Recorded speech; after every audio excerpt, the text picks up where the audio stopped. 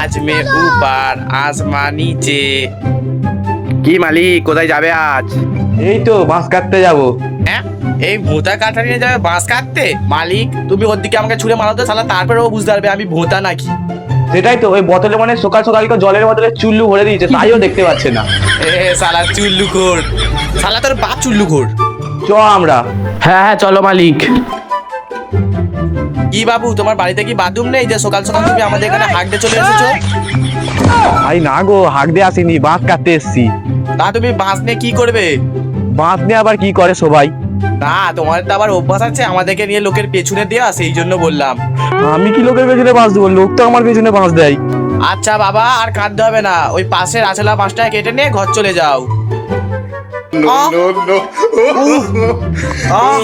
সারা ঢ্যামনা মানুষটা আমার সেইখানে কম মেরে দিল।